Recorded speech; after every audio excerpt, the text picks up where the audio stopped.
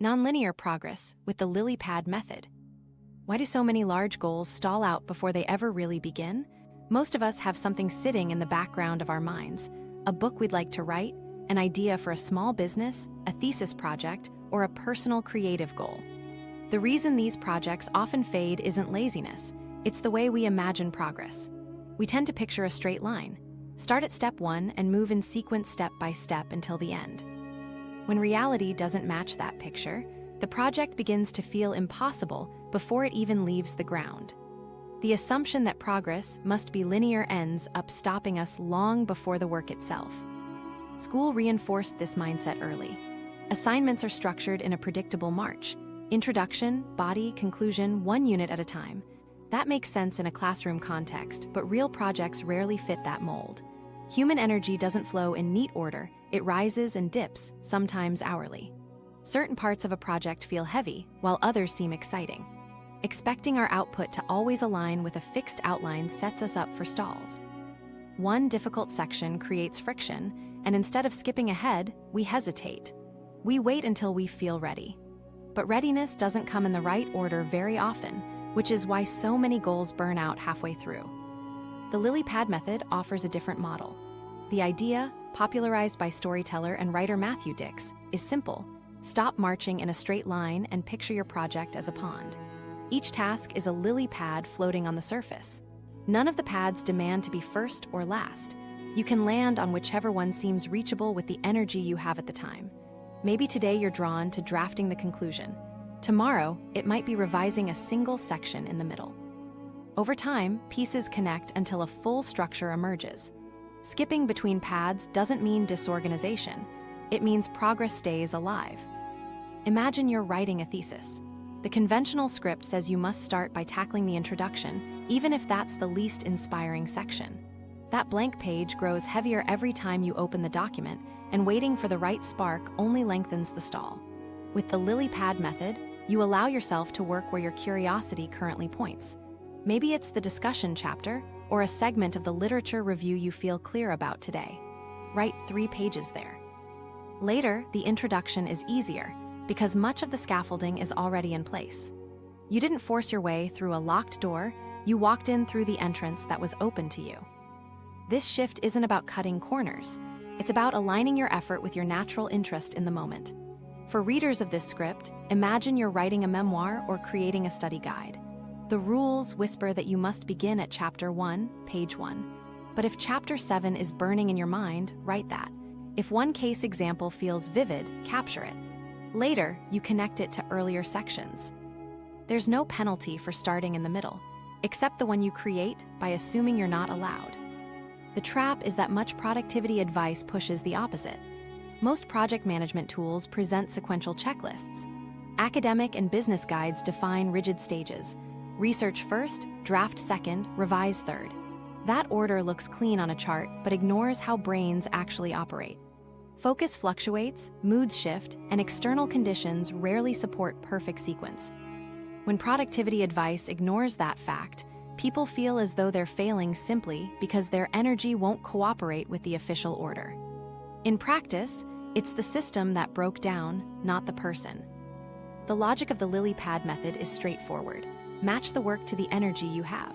On a high-energy morning, land on a complex pad, designing a new feature, drafting a dense chapter, or solving a tricky analysis. On a lower-energy afternoon, hop to a lighter pad, formatting, trimming, organizing, or refining. Both moves count as progress. Both prevent you from staying frozen because step 1 didn't line up with your mood.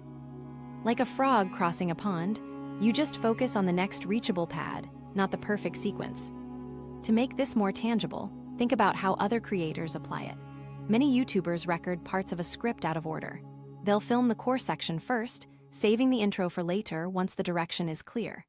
Novelists often draft the scenes they're most excited about before circling back to connective chapters.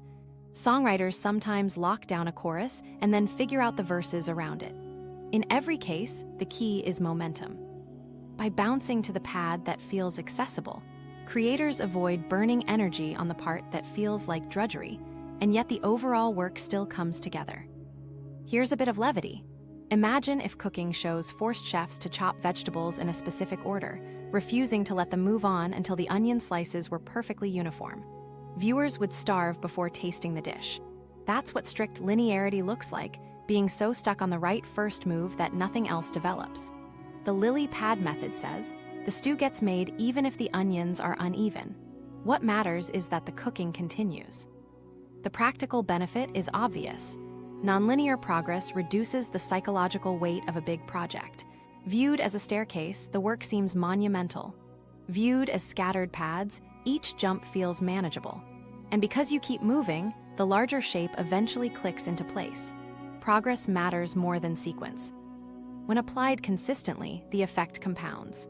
A stalled project is like a pond where you demand to step only on pad number 1, but it happens to be slippery. You hesitate, you wait, maybe you circle back later. With lily pads, you keep moving whatever the conditions, and you always end up further across the pond than if you'd refused to start. That approach reframes productivity around adaptability, not rigid consistency. For you, the simplest experiment is this. Look at your current project and list 3 lily pads that don't need to be done in order. Then pick one and work on it for 10 minutes today. Sketch a later chapter, tidy one section of notes, or write the conclusion before any middle chapters exist. By proving that value can be created out of order, you weaken the false belief that projects must begin where they appear to begin.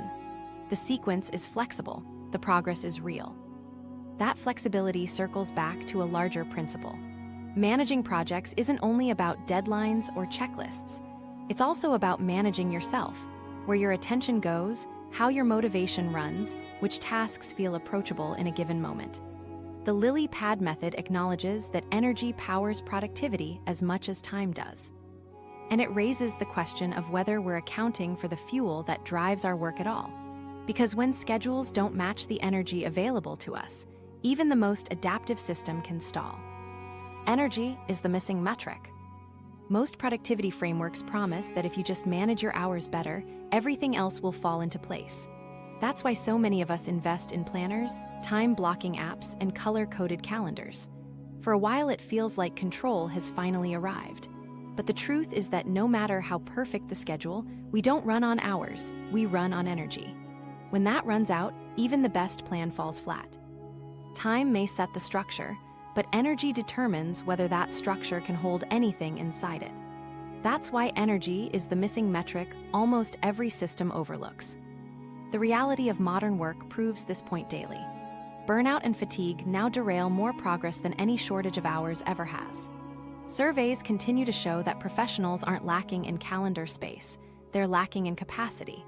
You can reorganize your agenda, reduce meetings, or try to eliminate distractions. But if you attempt deep, creative work in the hour when your energy is at its lowest, the results will always disappoint. That mismatch drains both motivation and confidence, leaving people to blame themselves when the real problem is misaligned fuel. You probably recognize versions of this in your own day. Mornings often feel sharp, your thoughts move faster, decisions feel easier, and you can actually produce something worth keeping. Then after lunch comes the inevitable slump, when focus slips and even drafting a paragraph takes twice the effort. Forcing yourself to do heavy, high-stakes work in that dip is like trying to sprint with sandbags tied to your legs. The task itself isn't impossible. The energy simply isn't there. Using those valleys for lighter duties, clearing an inbox, filling out a form, feels manageable because the energy cost matches the demand. Yet the common mistake is assuming every task requires the same level of mental fuel, which only deepens frustration. The rise of time blocking illustrates the trap. On paper, allocating each task to a neat slot looks flawless. Mornings for deep work, afternoons for meetings, evenings for planning. But human rhythms don't bend to those blocks. Stress, sleep, diet, and countless interruptions constantly shift our capacity. This is why so many beautifully designed schedules collapse by mid-afternoon. The issue isn't discipline, the issue is biology. As writers like Tony Schwartz and Jim Loher noted, managing energy, not just time, is the real key to sustainable productivity. Our bodies follow ultradian rhythms, cycles of about 90 to 120 minutes where energy peaks and dips. Plan demanding work during your peak 90-120 minute cycles, and you'll find progress flows more easily than forcing it at random times. Adopting energy management means mapping your personal rhythm instead of pretending you're interchangeable with a clock. Watch for when you naturally feel alert, when boredom strikes, and when fatigue sets in. Instead of treating each hour identically, you match work to energy. Your most creative or strategic jobs go in the high-energy windows. Admin and shallow tasks get mid-level energy. Small maintenance, clean up, or routine communication fills the valleys. The difference is stark. You're no longer trying to be at maximum power all day. You're moving with the cycle, not against it. For example, suppose you know mornings are your best slot. That's when you draft essays, code features, or tackle any job that demands sharp concentration. Then, as energy predictably dips after lunch, you pivot to easier wins, quick responses, filing documents, adjusting schedules. Later, when attention begins to recover in the early evening, you pick up light planning or brainstorming. Nothing gets wasted. Even your lowest hours aren't written off, they're simply given the types of work that match them. Instead of feeling like a collapse, each stretch becomes useful in its own category. Without this mindset, people keep punishing themselves. They sit down at 3 p.m. after a string of meetings, drained and hungry, and expect brilliance on command. Unsurprisingly, little gets done. Yet instead of recognizing the limits of timing, many shift blame inward. I lost discipline, or I lacked focus. But ask yourself, if your phone is at 1% battery, would you expect it to stream video flawlessly? Energy runs productivity the same way. It's not a moral failure. It's simple physics. Reframing carries a huge payoff. Productivity stops being about squeezing every minute and starts being about alignment. The key question becomes, not how hard can I push, but what type of work fits my energy right now? That subtle switch removes layers of guilt. And the outcome often surprises people. They get more done in less time because effort no longer leaks away into mismatched tasks. Motivation improves because the work finally feels lighter, even though total hours haven't changed. If you're juggling classes, unpredictable shifts, or side gigs, this shift matters even more. Trying to force in just one more hour at midnight when you're spent doesn't produce quality. Mapping your energy can. Give your sharpest windows to what matters deeply, and let lighter tasks fill the rest. That's how momentum actually builds without sacrificing sanity. A small exercise helps bring this to life. Track your focus for 3 days and mark your strongest hour in each. You'll quickly spot your peak zone. Once you know it, protect that hour for deep work at all costs. Guard it from meetings, phone calls, or chores. That simple experiment often feels more powerful than any elaborate calendar hack because it reveals the rhythm you already live inside but rarely notice. Humor also makes the point sink in. No one eats a heavy lunch, scrolls through 2 back-to-back virtual meetings, and then casually produces their great novel before dinner. That's expectation running directly against energy. The slump belongs to easier, mechanical actions. Attaching guilt to that truth just multiplies frustration. By contrast, when you accept the slump and redirect it to lighter activity, the grind softens. It stops looking like lost hours and starts looking like intelligent division of labor. This approach also strips away a hidden burden, the need to maintain constant high output. Productivity theater glamorizes nonstop intensity, but sustainable systems acknowledge fluctuation as normal. Your role is not to flat energy into a perfectly steady line, but to ride the natural rise and fall.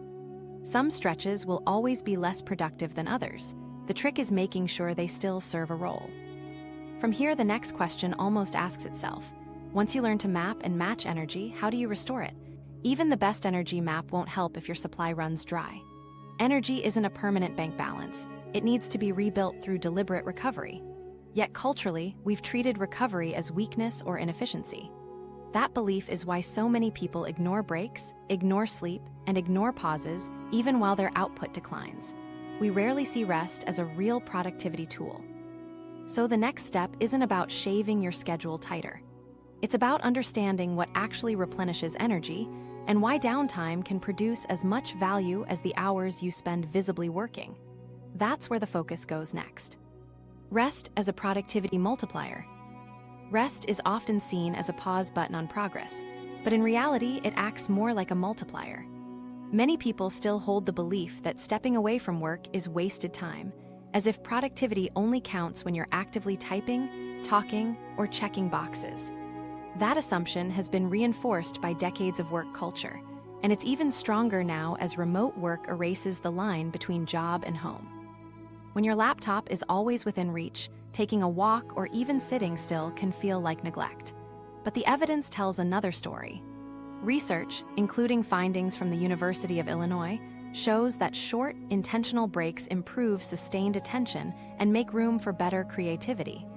Rest isn't a detour from productivity, it's a driver of it. Part of the problem is that rest gets confused with procrastination. Closing your eyes for a few minutes, shutting down your phone for an evening, or taking a guilt-free afternoon walk often feels suspiciously close to laziness. Because we've put recovery so low on the priority list, we tend to only allow it when burnout has already arrived, when the body finally forces a collapse. This creates a paradox. By resisting rest, work slows down and becomes less effective, which convinces people they should skip breaks even more. The results are obvious in those late-night marathons where concentration has evaporated, and yet we stay tethered to the screen, producing nothing meaningful. The alternative is reframing rest as active recovery. Rest, when chosen deliberately, doesn't sap your momentum. It restores it. Athletes understand this well. Training every single day without respite doesn't lead to continuous growth, it causes breakdowns. Progress comes from alternating stress and recovery so muscles rebuild stronger. The brain works in a similar cycle. Attention drains with use, and without recovery, each task begins to feel heavier. Rest swaps that decline for renewal. A short nap, a walk, even a quiet pause can reset your mental resources in ways sheer determination can't. Think of the brain like a battery. Nobody celebrates running their phone all day at 3% charge, yet people still boast about pulling non-stop stretches of work as if perseverance can override biology. The truth is less romantic. Without recharging, performance simply crashes. Studies repeatedly demonstrate that strategic breaks can increase accuracy, creativity, and sustained focus. 2 minutes of silence or 10 minutes outdoors often lead to output that's sharper than hours of fatigued effort. Far from being indulgence, rest is resource management. But not all rest is equal. It helps to distinguish between collapse rest and intentional rest. Collapse rest is what happens when exhaustion wins. You zone out in front of the TV for hours, doom scroll, or nap for half the day because there's nothing left in the tank. It looks like a break, but it doesn't refuel much because your system was already depleted. Intentional rest, on the other hand, is proactive. It's the 20-minute nap scheduled before your energy plunges, the 10-minute walk that recharges you mid-afternoon, or the clear boundary of downtime in your evening that you've chosen in advance. Each is small, chosen, and effective. If you haven't tested this yet, try a simple habit. Schedule one intentional 20-minute pause tomorrow. Rest your eyes, stretch, or walk, and then notice how the following hour feels. The paradox is that unplanned distractions already consume far more of our time than deliberate rest ever would. Endless scrolling between tasks or checking your inbox 20 times in an afternoon is culturally accepted, even if it wastes hours. But sitting quietly for 10 minutes, doing nothing on purpose, still gets framed as a poor use of time. Both involve stepping away from work, yet only the latter recharges you. It's like confusing constant snacking with actual meals. Lots of consumption, very little nourishment. The humor is that work culture glorifies activity while ignoring that most of our activity is accidental leakage. Building intentional rest into a system changes everything. Instead of breaks happening by accident, you structure them the same way you schedule meetings or deadlines. They become important inputs, not gaps. When handled like this, rest no longer feels guilty or suspicious. It feels like part of the plan. Your day then stretches further, with focus peaks repeating because recovery keeps happening in between. This avoids the brittle sprint and collapse rhythm so many fall into and replaces it with something steadier. Less exhaustion means greater longevity, and that's what meaningful productivity really requires. The payoff is obvious over the long term. A person who burns relentlessly runs fast and then burns out. A person who treats rest as renewable fuel maintains consistent output for months or years. History shows that sustainable creators, researchers, athletes, and performers all build systems of renewal around their effort. Their success doesn't come from dodging rest. It comes from mastering it. Brute force can carry you through a day. Only recovery carries you through a career. If you've ever felt both busy and unproductive at the same time, tired at the end of the week but with little to show for it, you've lived the effects of undervaluing recovery. Hours poured in, results dragged out, and by the weekend you were drained. That isn't laziness on your part. That's the outcome of fueling work on empty. Rest shifts this cycle before it spirals. 10 minutes now preserves hours later. Small investments prevent full-scale crashes. Imagine redefining rest socially the same way. Colleagues wouldn't see breaks as dipping out, but as part of the work process. A 15-minute pause would be treated as valid as a scheduled call because its role is just as crucial, keeping the brain sharp enough to handle everything else. This change starts individually. You schedule rest the same way you schedule effort, you defend it in your days, and you view it not as indulgence but infrastructure. Nobody questions charging their laptop. The real question is why anyone hesitates to charge themselves. To make this practical, you can start with a challenge. Schedule one intentional 15-minute rest block tomorrow and pay close attention to how the next hour feels. That experiment is simple, but the effect is immediate. Many discover that their focus, patience, and output improve so clearly that the habit almost locks itself in after a few trials. Once proven personally, it becomes difficult to return to nonstop grind. Of course, the real obstacle to intentional rest isn't disbelief, it's interference. Our environment constantly interrupts the space we set aside to recharge. Notifications ping, screens glow, and distractions disguise themselves as urgent, stealing away what was meant to restore us. Even after recognizing rest as a productivity tool, it takes extra care to defend it. And that tension leads straight into the next major hurdle for anyone hoping to work with clarity: